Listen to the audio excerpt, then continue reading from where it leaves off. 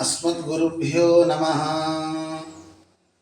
काश्यपान्वयसञ्जातं नारायणपदाश्रितं श्रीमन्नारायणं वन्दे यतीश्वरश्रियाजुषम्। कौशिकान्वयसञ्जातं वेङ्कटार्यतनूभवं वेदान्ताचार्यसच्छिष्यम् उडैवल्लमहं भजे। यो नित्यमच्युतपदाम्बुजयुग्मरुक्म व्यामोहतस्तदितराणि तृणाय मेने। अस्मद्गुरोर्भगवतोऽस्य दयैकसिन्धोः रामानुजस्य चरणौ शरणं प्रपद्ये। लोकाचार्याय गुरवे कृष्णपादस्य सूनवे संसारभोगिसन्दष्ट जीवजीवातवे नमः। श्रीशैलेशदयापात्रं धीभक्त्यादिगुणार्णवम् यतीन्द्रप्रवणं वन्दे रम्यजामातरं मुनिं। జై శ్రీమన్నారాయణ. భగవద్బంధువులారా, తిరుమంత్రార్థ ప్రకరణాన్ని మనం ఒకసారి శ్రవణం చేస్తున్నాం. భగవంతుడు మనందరి మీద పరమ కృపతో ఈ చేతనందరినీ ఉజ్జీవింపచేయడం కోసమని తాను వేదాన్ని అందించాడు అని తెలుసుకున్నాం. వేదాలు సామాన్యమైనవి కావు, అవి అపౌరుషేయము, ఏ పురుషుడు రాయలేదు. స్వతః ప్రమాణము, వాటికి అవే ప్రమాణము, వాటిని బలపరిచేవి ఇంకోటి ఏవీ లేవు. వేదము అంటే తెలియచేసేవి. మనిషి దేని తెలుసుకుంటే ఉజ్జీవిస్తాడో దాన్ని తెలియజేస్తుంది వేదం. ఒకటి ఆత్మ గురించి తెలియజేస్తుంది, ప్రకృతి గురించి తెలియజేస్తుంది, భగవంతుని గురించి తెలియజేస్తుంది. మనకి ఆ విజ్ఞానాన్ని అందించే వేదం అందరికీ అర్థం కాదని మన కోసం ఆ వేదాన్ని పెద్దగా చేసి చూపించే ఉపబృంహణాలను ఇచ్చారు. వాటికే రామాయణ మహాభారతాలని ఇతిహాసాలుగా మనం చెప్పుకుంటుంటాం. స్మృతి గ్రంథాలు అని ఋషులంతా కూడా తాము వేదంలో చెప్పిన వాటిని గుర్తు చేసుకుని రాసినటువంటి గ్రంథాలు. మనుస్మృతి, భరద్వాజ స్మృతి, అగస్త్య స్మృతి, ఇలా బోల్డన్ని స్మృతి గ్రంథాలు ఉన్నాయి. ఆ స్మృతులలో వేదంలో ఉండే వాటన్నిటిని వివరిస్తూ మనకి చేయాల్సినటువంటి జ్ఞానబోధన చేశారు. స్మృతి, ఇతిహాస, పురాణ, ఆగమ ప్రబంధాలు అన్నమాట. వీటిల్లో ఎక్కడా కూడా ఒక్కొక్క గ్రంథం వేదాన్ని వివరిస్తూనే రావాలి తప్ప వేదానికి విరుద్ధంగా వస్తే ఆ గ్రంథం ప్రమాణ కోటిలోకి చేరదు, అది అప్రమాణం అయిపోతుంది. అది ఇతిహాసమైనా సరే, పురాణమైనా సరే, ఆగమమైనా సరే, ప్రబంధమైనా సరే, ఏదైనా పైన ఉన్న వేదాన్ని అంగీకరించాలి.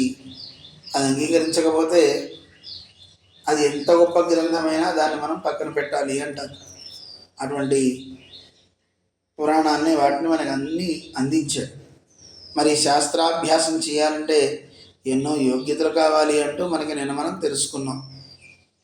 అయితే వీటన్నిటినీ ఇచ్చే పరమాత్మ ఏం చేద్దాం అనుకుంటున్నాడు?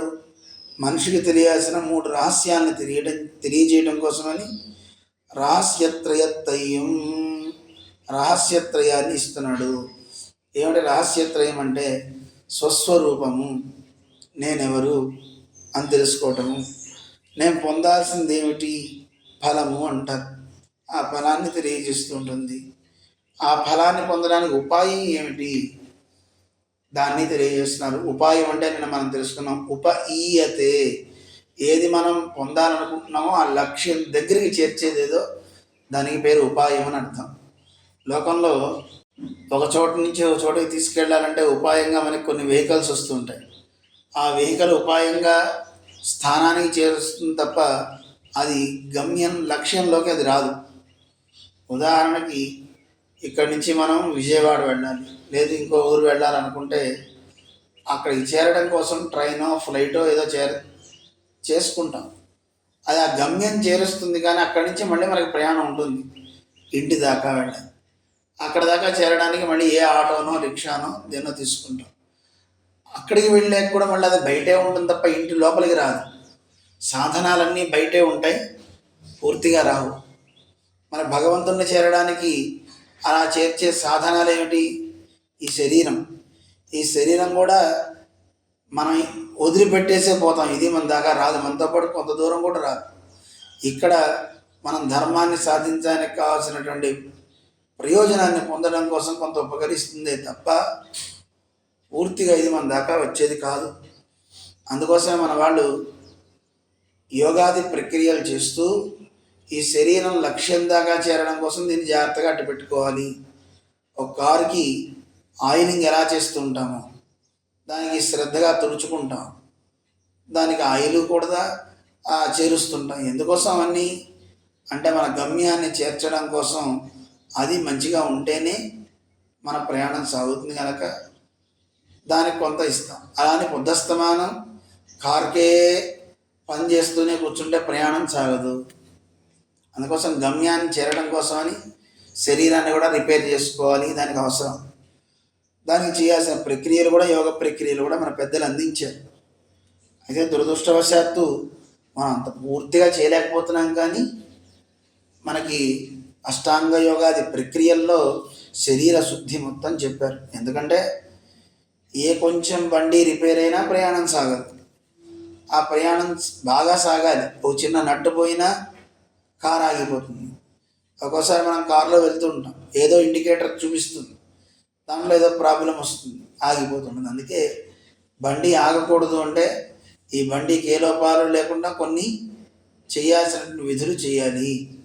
5,000 కిలోమీటర్లు వెళ్తే దానికి మళ్ళీ ఒక ఆయిలింగు, మళ్ళీ ఒక 10,000 కిలోమీటర్లు వెళ్తే ఆయిలింగ్ చేసినట్లుగా ఈ శరీరాన్ని కూడా ఒక్కొక్క వయస్సు ఒక్కొక్క పడిలోకి మనం ప్రవేశిస్తున్నాం. అంటే ఆ వెళ్ళే కొద్దీ దీనికి చేయాల్సినటువంటి వ్యాయామాదులన్నీ కూడా అవసరమే. అటువంటివి చేస్తూ గమ్యాన్ని చేర్చడం కోసం దీనికి ఒక రకమైనటువంటి సంస్కారం తప్ప శరీరమే ఇదే లక్ష్యం అనేది కాదు.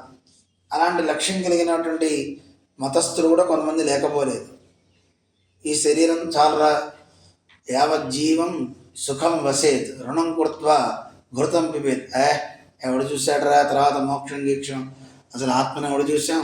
ఏం చూడలేదు కనుక అప్పు చేసి పప్పు తిందాం, అప్పు చేసి చక్కగా నేతులు తినేద్దాం, తర్వాత సంగతి తర్వాత మనకెందుకు అనేసి ప్రకృతి చింతకులైన వారంతా కూడా ఆ ప్రకృతి ఎందే లయించాలి అని దాని మీదే దృష్టితో ఉండేవారు కొందరైతే, కొందరు చార్వాక్కులు అంటుంటారు. చార్వాక్కులు అంటే అందమైన వాక్కులతో ప్రతివాడిని అంగీకరింపజేసేలాగా మాట్లాడుతూ కొంతమంది నడుస్తూ ఉంటారు.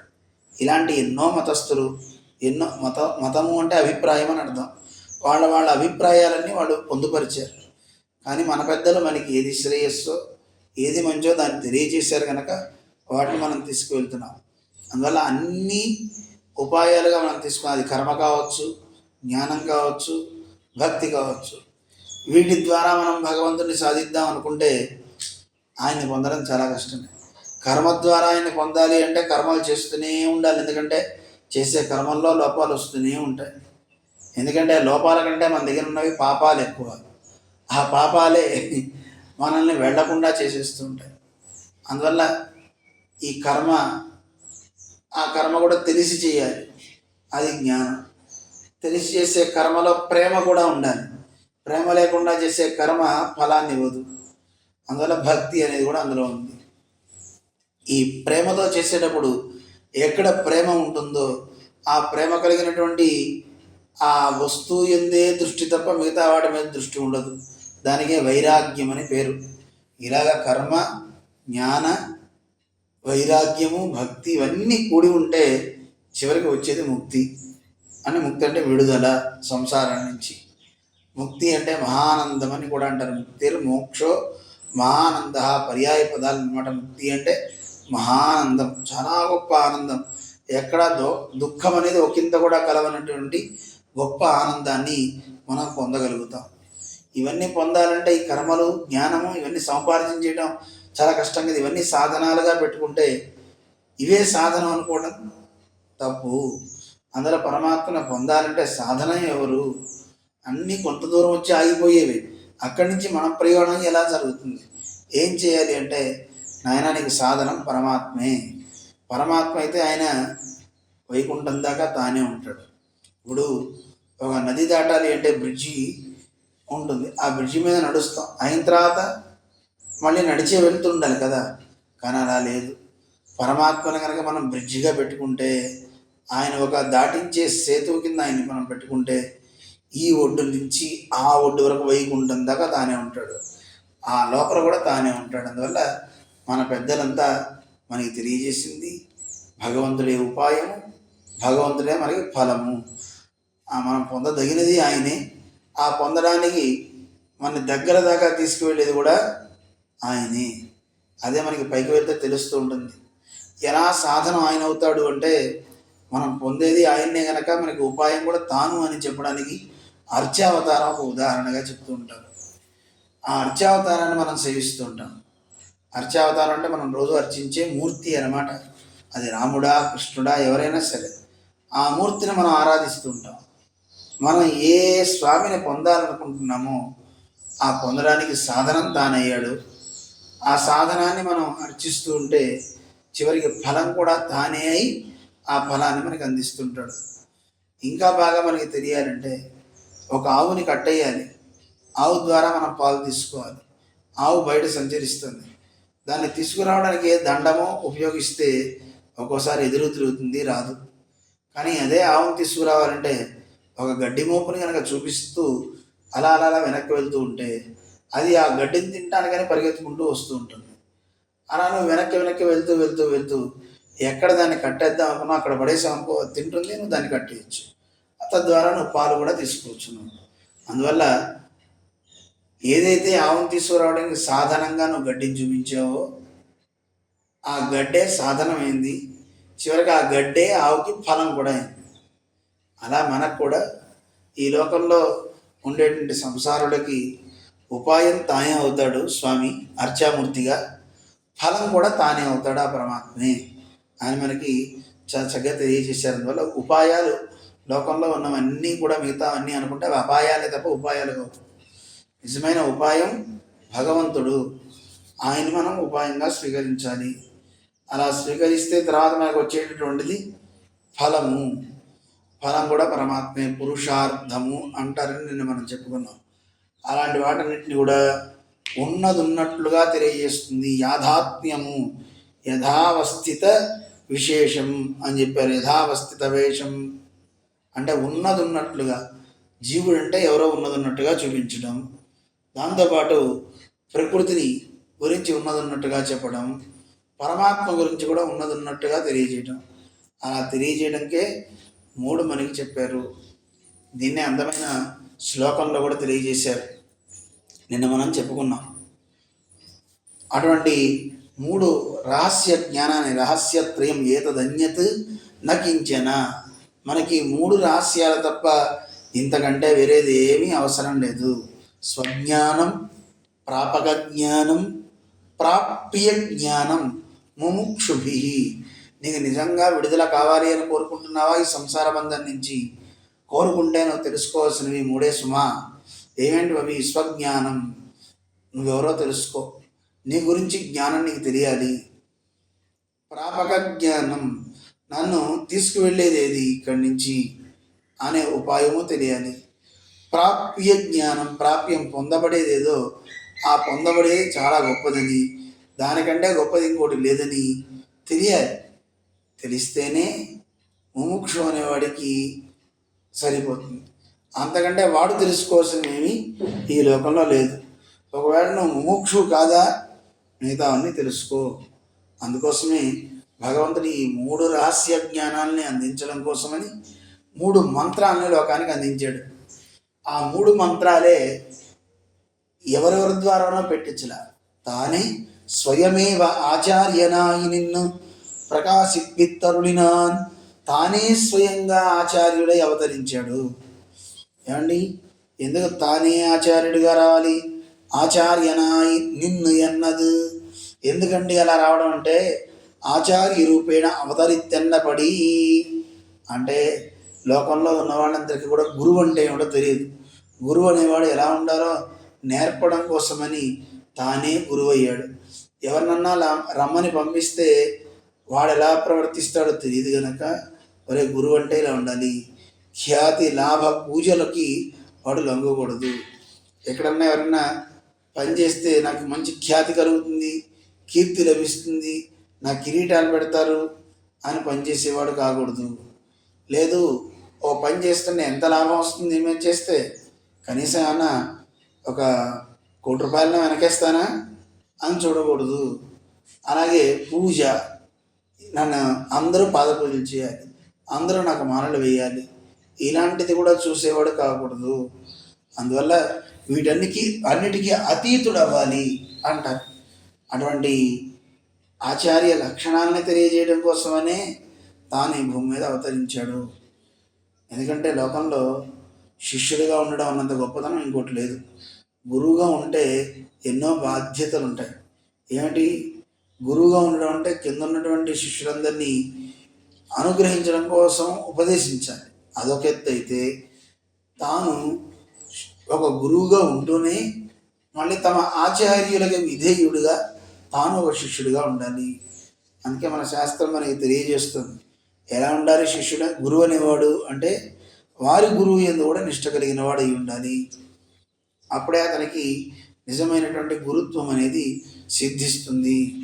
ఇది మనకి తెలియజేస్తున్నారు. అందుకే మన జిఆర్ స్వామిని మనం చూస్తే వారందరికీ ఆచార్యులైనప్పటికీ వారికి ఆచార్యులైన పెద్ద జిఆర్ స్వామి వారు వారి శత జయంతి ఉత్సవాలకు ఎంత బాగా చేశారో మనం చూసాం. ఎప్పుడు చూసినా మా ఆచార్యులు ఇంత గొప్ప, మా ఆచార్యులు ఇంత గొప్ప అంటూ పెద్ద స్వామి వారి గురించి మనందరికీ తెలియజేస్తూ ఉంటారు. వారు ఇన్ని కార్యాలు చేశారు, వారు చేసిన కార్యాల్లో ఒక్కటి మనం చేయలేము, మన వల్ల కాదు, మనమేం చేసాం అంటూ ఉంటారే తప్ప ఎన్నో చేస్తున్నారు స్వామివారు. చేసినా ఎక్కడా కూడా మేము ఇంత గొప్ప అని చెప్పుకోకుండా మా గురువు గారు చేసిన కార్యాలలో ఒక లవలేశం కూడా మేము చేయలేకపోయాం, మేము ఇంకా ఎన్నో చేయాలి, ఇంకా ఎన్నో చేయాలి అంటూనే ఉంటారు. అయితే ఎక్కడ గర్వం తెచ్చుకోరు. అది వారి యొక్క ఉత్తమమైనటువంటి లక్షణం మనకి అక్కడ గోచరిస్తూ ఉంటుంది. అందువల్ల గురుభక్తి సమాయుక్త, గురుభక్తి కలిగి ఉండాలి గురువు అనేవారు. తాను అందరికీ ఒక ఆచార్యుడు అయినప్పటికీ తమ ఆచార్యులు ఎందుకు ప్రావీణ్యం కూడా కలిగి ఉండాలి. అంతేకాదు నిజమైన గురువు ఎవరు? తస్మిన్ రామానుజారియే గురు రీతి చ పదం భాతి నాణ్యత్ర. గురువు అనే పదం రామానుజుల వారి దగ్గరే ప్రకాశిస్తుంది. అలాంటి ఆ రామానుజుల వారి యొక్క సహస్రాబ్దికి కూడా ఎంత బాగా చేశారో మనం చూస్తున్నాం. గురుం ప్రకాశయే ధీమాన్, గురువుని ప్రకాశింపజేసేవారే నిజమైనటువంటి శిష్యుడు అని. అలా మన ఆచార్యులు ఒక గొప్ప గురువుగా ఉండడమే కాకుండా గొప్ప శిష్యుడిగా కూడా తాము మనకి కనబడుతున్నారు. 2 రూపాలతో మనకి గోచరిస్తున్నారు. నరనారాయణులాగా అటు నారాయణుడు ఎలా అయితే ఆచార్య లక్షణాలు చూపించారో అలా చూపిస్తున్నారు. మళ్ళీ నరుడుగా ఎలా శిష్య లక్షణాలు చూపించాలో దాన్ని మనకి నేర్పుతున్నారు మన ఆచార్యులు. అందువల్ల ఆయన నారాయణుడే స్వయంగా ఆచార్యత్వాన్ని వహించడానికి గల కారణం ఏమిటి అంటే ఇదే కారణం. అసలు భగవంతుడే మొట్టమొదటి గురువు. ఎందుకు అలా అయ్యాడు అంటే మగ్నానుద్ధరతే లోకాత్ కారుణ్యాత్ శాస్త్రపాణిన. ఈ సంసారంలో మునిగిపోయేటువంటి మనందరినీ ఉద్ధరించాలి. అందుకే సాక్షాత్ నారాయణో దేవ కృత్వా మర్త్యమయీం తను. సాక్షాత్తు ఆ భగవంతుడే నారాయణుడే ఈ లోకంలో మనలాంటి మట్టి దేహాన్ని కలిగి వస్తారు. కృత్వా మర్త్యమయీం తను. ఎందుకు అలా రావడం? ఆంతర్యం ఏమిటి అంటే నిజంగా దేవుడు తన రూపంతో వస్తే మనం అంగీకరించం కదా. అందుకని ఆయన తన రూపాన్ని వదిలిపెట్టాడు. ఆయన ఎలాంటి వాడు? శస్త్రపాణి అంటారు. ఆయుధాలన్నింటినీ చేతిలో ధరించి ఉంటాడు. అలాంటి తాను ఈ లోకంలోకి వచ్చేటప్పుడు శాస్త్రపాణిగా, అంటే శస్త్రాలనే శాస్త్రాలుగా చేసుకుని చేతిలో ధరించి ఆచార్య రూపాన్ని ధరించాడు అంటారు. అందువల్ల గురువు అంటే సాక్షాత్తు భగవంతుడే అని మనం సేవిస్తుంటాం. అటువంటి గొప్ప ఆచార్య రూపాన్ని స్వామి నారాయణుడు ధరించి వచ్చాడు. కారణం లోకంలో ఉన్నవాళ్ళందరికీ కూడా దాన్ని తెలియజేయడానికి. మరి ఆయనే గురువుగా వచ్చారు, బాగానే ఉంది. మరి ఎవరికి ఉపదేశించాడు అంటే ఆయన నరనారాయణులుగా వచ్చి మొదటి మంత్రాన్ని ఉపదేశించాడు. ఆ మంత్రం ద్వారా మనకి ఏం చెప్తున్నాడు అంటే స్వస్వరూప జ్ఞానాన్ని తెలియజేస్తున్నాడు. అందరం రాసుకోవాలి. స్వస్వరూప జ్ఞానం 3 రహస్యాల్లో మొట్టమొదటిది స్వస్వరూపము. ఆ స్వస్వరూపాన్ని అంటే నేనెవరు అని తెలియజేసేది అష్టాక్షరి మంత్రము. ఆ అష్టాక్షరి మంత్రాన్ని తానే భగవంతుడే నరనారాయణులుగా తానే ఆచార్యుడై తానే శిష్యుడై ఈ నారాయణ మంత్రాన్ని బదరికాశ్రమత్తిలే స్వాంశభూతనాన నరన్ విషయమాగ ప్రకాశిపిత్తాన్.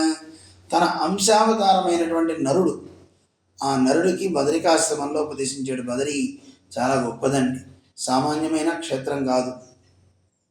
శ్రీకృష్ణ పరమాత్మ తన వైకుంఠానికి వెళ్ళే సందర్భంలో ఉద్ధవుణ్ణి పిలిచి తనకి ఎన్నో ఉపదేశాలు చేసి, ఉద్ధవ నువ్వు ఈ భూమి మీద ఇక్కడ ఉండకు, ద్వారక 7 రోజుల్లో మునిగిపోతుంది, చాలామంది మన వాళ్ళంతా పోతారు, అందువల్ల నువ్వు ఇక్కడి నుంచి బదరికాశ్రమం వెళ్ళు. ఎందుకు అక్కడికి వెళ్ళాలి అని అడుగుతావేమో, ఇది కలియుగం, నేను వెళ్ళగానే కలి ఆవరిస్తుంది, కలి ఎంతటి వాడినైనా సరే తన ఆధీనంలోకి తీసుకుపోతుంది, అందువల్ల బదరికాశ్రమంలో కలి ఆవరించదు, అలాంటి గొప్ప స్థానం గనక నువ్వు అక్కడికి బదరికాశ్రమం చేరినాయనా అని ఉపదేశిస్తే అప్పుడు ఆయన అక్కడి నుంచి బదరికాశ్రమానికి వెళ్తాడు. అటువంటి గొప్పది బదరి, సామాన్యమైన క్షేత్రం కాదు. అటువంటి బదరిలో ఇప్పటికీ భగవంతుడు నరనారాయణ రూపంలో పర్వత రూపంలో ఉండి నారాయణ మంత్రాన్ని జపిస్తూనే ఉంటారు, అష్టాక్షరి మంత్రం. అటువంటి గొప్ప క్షేత్రం అన్నమాట. అక్కడ నరన్ విషయమాగా నరుడికి ఉపదేశిస్తూ చెప్పి లోకంలో ప్రకాశింపజేశాడు నారాయణ మంత్రాన్ని. అదేమిటండి ప్రకాశింపచేశాడు అని అంటాం, దీనికి బయట పెట్టాడు అనొచ్చు కదా అని అంటామేరేమో. బయట పెట్టడానికి అంటే అది అప్పటికప్పుడు సృష్టించింది కాదు ఈ మంత్రం, అంతకు ముందు నుంచి ఈ నారాయణ మంత్రం ఉంది. అందువల్ల కనపడకుండా ఉన్నదాన్ని బయట పెట్టాడు, ప్రకాశింపజేశాడు అని అందుకే అన్నారు. రెండో మంత్రం ద్వయ మంత్రం అన్నారు, అది ఉపాయాన్ని చెప్తుంది అని చెప్తుంటారు. ద్వయత్తై శ్రీ విష్ణులోకత్తిలే స్వమహిషియాన పిరాట్టి విషయమాగా ప్రకాశిపిత్తాన్. సాక్షాత్తు భగవంతుడు వైకుంఠంలో ఉన్నప్పుడు లక్ష్మీదేవి వెళ్ళి అడిగిందట, స్వామి ఈ లోకంలో ఉన్న వాళ్ళందరూ అష్టాక్షరిని మీరు ఉపదేశించారు, మంచిదే, కానీ అది ఏం తినకుండా ఏం త్రాగకుండా మన మంత్రాన్ని అనుసంధానం చేసుకోవాలి. మరి పొద్దున్న లేవగానే కలియుగంలో అందరూ కాఫీలు టీలు తాగుతారు కదా, వాళ్ళు లేవగానే వాడికి అదే కావాలి కదా. మరి అలాంటప్పుడు వీళ్ళు ఎలా అనుష్ఠానం చేసుకుంటారు? పొద్దుస్తమానం ఉపవాసంతో ఉండరు కదా, మరి ఎప్పుడు అష్టాక్షరి చేసుకోవడానికి ఉండదు కదా, పొద్దున్నే కొంచెం సేపే కదా. మరి మిగతా సమయంలో కూడా ఏదైనా గొప్ప మంత్రం ఉంటే తెలియచేయండి అన్నప్పుడు లక్ష్మీదేవికి ఉపదేశించాడు. ఇది రహస్యం, ఎవరికి చెప్పకు అని. మంత్రరత్నము అంటారు, మంత్రాల్లో రత్నం అన్నమాట. దాన్ని ద్వయమంత్రం అనడానికి గల కారణం ఏంటంటే 2 భాగాలుగా ఉంటుంది, పూర్వఖండము ఉత్తరఖండము, అలా 2 ఖండాలుగా ఉంటుంది కనుక దాన్ని ద్వయం అని పిలుస్తుంటారు. అటువంటి మంత్రరత్నాన్ని లక్ష్మీదేవికి ఉపదేశించాడు విష్ణులోకంలో, అది ఉపాయాన్ని తెలియజేస్తుంది. ఇక 3వ మంత్రం చరమశ్లోకము అంటారు. చరమశ్లోకత్తై తిరుత్తేర్ తట్టిలే స్వాశ్రితనాన అర్జునన్ విషయమాగ ప్రకాశిపిత్తాన్. అర్జునుడిని విషయంగా చేసుకుని 3వ మంత్రాన్ని ఉపదేశించాడు. చరమశ్లోకము అంటే అర్జునుడికి ఉన్న సంశయాలని తొలగిస్తూ సర్వధర్మాన్ పరిత్యజ్య అంటూ, ఆయన అన్ని ధర్మాలు వదిలిపెట్టు, మాం ఏకం శరణం వ్రజ, నన్ను ఒక్కడనే రక్షగా పట్టుకో, అప్పుడు నేనేం చేస్తానో తెలుసా, అహం త్వా సర్వపాపేభ్య, నీకున్నటువంటి సకల పాపాలన్నింటినీ కూడా తొలగిస్తాను, మోక్షయిష్యామి, మోక్షాన్ని ఇస్తాను, మా శుచః దుఃఖం పొందకు అని పరమాత్మ చరమ మంత్రాన్ని అర్జునుడికి ఉపదేశిస్తాడు. ఆ కురుక్షేత్ర సంగ్రామంలో తిరుత్తేర్ తట్టిలే, ఆ రథం తొట్టిలో అతనికి అర్జునుని విషయంగా చేసుకుని, అర్జునుడు ఎవరు? స్వ ఆశ్రితన నా తను ఆశ్రయించాడు కనుక చెప్పాడు. ఎవడికి పడితే వాడికి చెప్పలా, ఆశ్రయించిన వాడికే ఉపదేశం చేయాలి. అలా ఉపదేశించి లోకంలో బయటపెట్టాడు. ఆఘయ్యాలిదే. అందుకేనండి లక్ష్మీనాథ సమారంభాం ఎన్ను గురు పరంపరాధీరే ఈశ్వరునై అనుసంధిక్కిరదు. అందుకే మనం గురు పరంపర చేసేటప్పుడు ఆది గురువు ఎవరు అంటే నారాయణుడే ఆది గురువు. ఎందుకు అంటే మొట్టమొదటి ఈ మంత్రాలన్నింటినీ ఇలా 3 మంత్రాలను ఉపదేశించినవాడు ఆయనే. అందువల్ల ఆది గురువు నారాయణుడు, మరొకరు కారు అనేది ఇక్కడ తెలుస్తుంది. అందుకే మన పెద్దలంతా కూడా ఎక్కడ మీరు చూడండి, లక్ష్మీనాథ సమారంభాం నాథయామున మధ్యమాం అస్మదాచార్య పర్యంతం వందే గురు పరంపరాం అని మనం చదువుతాం. లక్ష్మీనాథుడి నుంచి ఆరంభమైంది గురు పరంపర అని. అలాగే అద్వైత సంప్రదాయంలో నారాయణ సమారంభాం శంకరాచార్య మధ్యమాం అని వాళ్ళు చదువుతారు. ఎక్కడ మీరు తీసుకోండి నారాయణుడి నుంచే మొదలైంది. అందువల్ల నారాయణుడు ఆది గురువు తానే, ఆది దైవము తానే. అటువంటి గొప్ప స్వామి అండి ఈయన, సామాన్యుడు కాదు అని. అందువల్ల అటువంటి గురు పరంపరలో ఆదిలో మొట్టమొదటి వారు ఎవరు? ఈశ్వరుని అనుసంధిక్కిరదు, ఆయన్నే అనుసంధానం చేయాలి అని చెప్తున్నారు. చెప్పి ఇంకా ఏం చేస్తున్నారు? ఈ లక్ష్మి ఈని இந்த ரகசியத்திரையந்தான் శబ్దం సుగ్రహమా ఇరుందదే ఆగిరం. ఏమంటే ఈ రహస్యత్రయం సుగ్రహం అంటే సుఖేన గ్రాహితుం శక్య, సుఖంగా గ్రహించడానికి వీలుగా ఉంటుంది. అండి ఎలాంటి అంటారేమో ఇతిహాసాలు, వేదాలు, పురాణాలు వీటన్నిటినీ గ్రహించాలంటే మంచి బుర్ర కావాలి. ఆ బుద్ధి అవసరం లేదు కదా. మనకున్న అల్పజ్ఞానానికి తగ్గట్టుగా ఇందులో కూడా 8 శుద్ధం 8 అక్షరాలండి అష్టాక్షర మంత్రం. అలాగే ద్వైమంత్రం 25 శుద్ధం 25 అక్షరాలు, 32 చరమ శ్లోకం 32 అక్షరాలు. ఏమండి ఇది ఎంత తేలికండి. హాయిగా సుగ్రహం సుఖంగా మనం గ్రహించడానికి వీలుగా ఉంటుంది కదా అని మనం తెలియజేశారు. మరైతే ఈ మంత్రాన్ని మనం తెలుసుకోవచ్చునా, చక్కగా అనుసంధానం చేసుకోవచ్చునా అంటే శుభ్రంగా చేసుకోవచ్చండి. అర్థం ఉపదేశగమ్యమాగయ్యాలు. ఈ అర్థం తెలుసుకోవాలి అంటే మంత్రానికి ఉపదేశంతోనే తప్ప మనం సొంతగా చదువుకోవడానికి వీలు కాదు. స్వబుద్ధి బలత్తాలం శాస్త్ర బలత్తాలం ఆర్య తక్కదన్నికే. మన బుద్ధి చేత శాస్త్రాలన్నింటినీ అభ్యాసం చేసేస్తా అంటే దొరికేది కాదు. ఆచార్యోపదేశిస్తాదే, ఆచార్యుని ద్వారా ఉపదేశం వల్లనే ఆర్య తక్కదాఘయ్యాలు ఎన్నపడి దానివల్లనే మనకి తెలుస్తుంది. శాస్త్రం కూడా చెప్తుందండి మనందరికీ, శాస్త్రజ్ఞానం బహుక్లేశం బుద్ధేశ్చలన కారణం. మన బుద్ధి పోతుంది, ఊరికే ఏ గ్రంథం పడితే ఆ గ్రంథం చూడడానికి లేదు. ఎందుకు? అందులో నీకు అర్థం కావు. గ్రంథాన్ని సమన్వయం చేసుకోవడంలో కూడా నిష్ట ఉంటుందండి.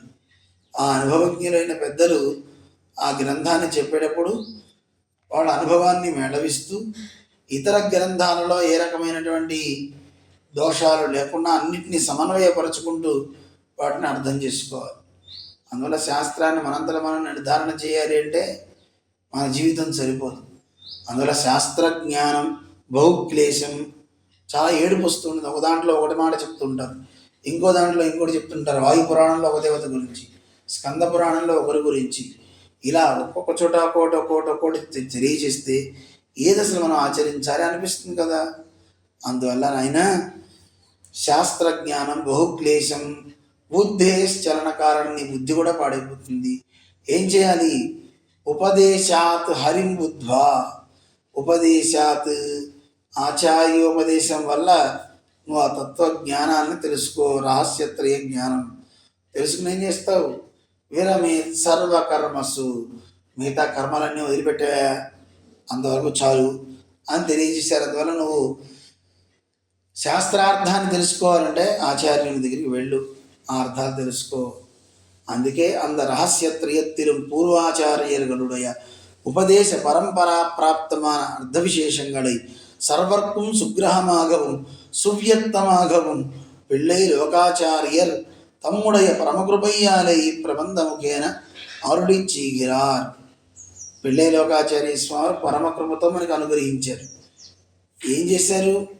ఈ రహస్యత్రయత్తినం, ఈ అష్టాక్షరి ద్వయ చరమాలు ఏవైతే ఉన్నాయో అంటే స్వస్వరూపము, ఉపాయ స్వరూపము, ఫలస్వరూపము, ఈ మూడింటిని కూడాను అందరికీ తెలుసుకుని అందరూ కూడా ఉజ్జీవించేలాగా ఆయన గురు పరంపరా ప్రాప్తమాన, గురు పరంపరలో ఏదైతే పెద్దలు చెప్పారో, ఎవరు గురు పరంపర అంటే మన నమ్మాళ్ళ వాళ్ళు, మన పెద్దలంతా పూర్వాచార్యులైన వారంతా కూడా ఏమేం చెప్పారో వాటన్నింటినీ తీసుకున్నారు. అందుకే మన పరంపరలో కూడా ఎలా చేయాలి, ఏం చేయాలి కులశేఖరాళ్ళ వారు కూడా చెప్పారు.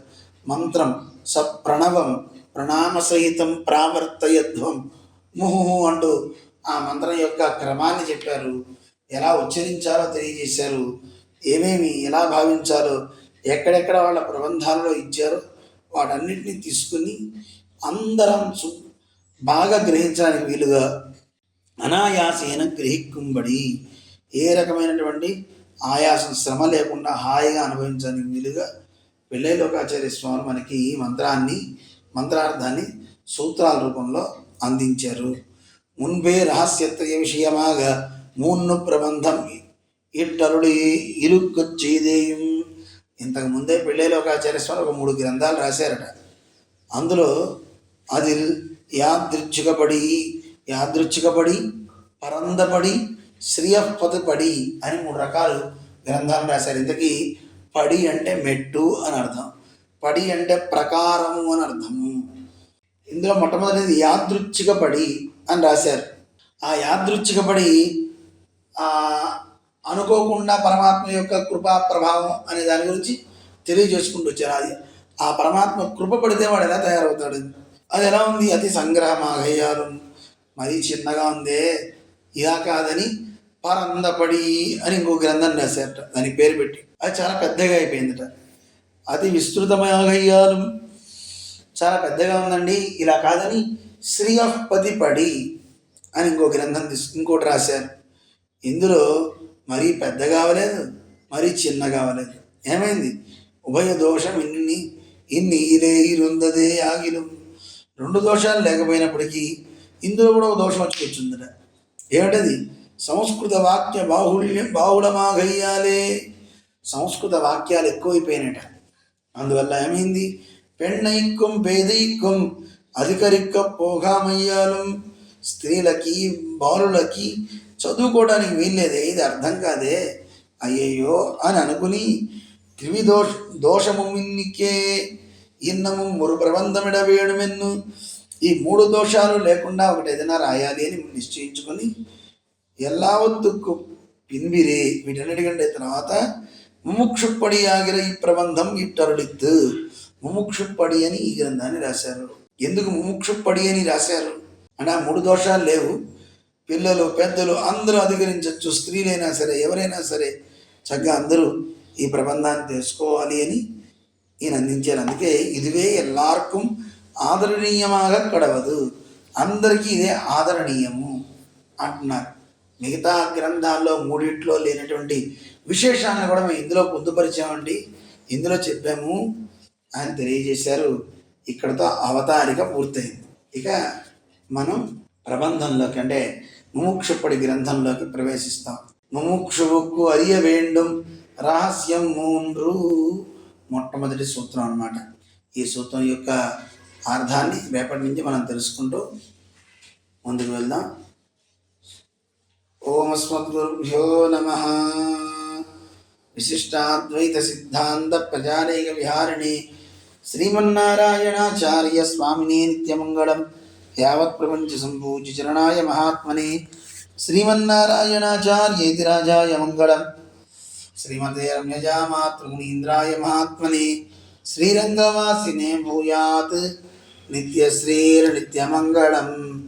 మంగళాశాసనపరైః మదాచార్య పురోగమైః సర్వైశ్చ పూర్వైరాచార్యైః సత్కృతాయాస్తు మంగళం.